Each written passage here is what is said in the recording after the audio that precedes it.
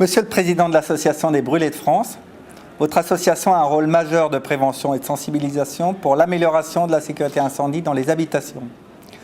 En quoi, à votre avis, la situation en France dans ce domaine est-elle jugée insuffisante par rapport aux autres pays? Nous avons bien sûr créé aussitôt un service prévention à l'Association des Brûlés de France. Parce que sauver, soigner, c'est parfait, mais quand faut-il diminuer le nombre de blessés et décès sur le territoire français?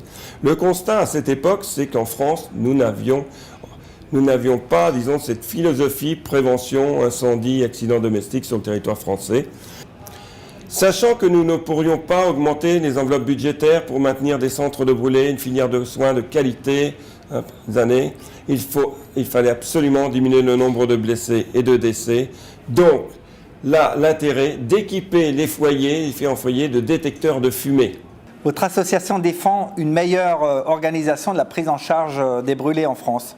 Et on évoque souvent l'objectif de moins de 800 morts constatés en France grâce à l'équipement d'une détection de fumée.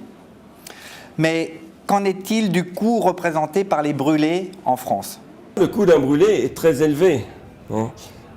Une vie humaine, le coût d'une vie humaine, c'est entre 1 million d'euros et 3 millions d'euros, donc niveau haut. Un blessé, c'est 125 000 euros niveau bas, 360 000 euros scénario haut. Nous avons réalisé en 2005 une étude économique pour démontrer l'économie que la collectivité pourrait réaliser si on diminuait, disons, ne serait-ce que de 30% le nombre de blessés et décès sur le territoire français.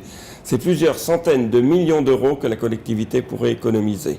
Comment, à votre avis, peut-on favoriser un équipement massif en fait, des ménages en DAF avant même l'échéance obligatoire de 2015? L'idéal, ce serait une campagne, disons, plus ou moins longue par les chaînes télé, les différentes radios.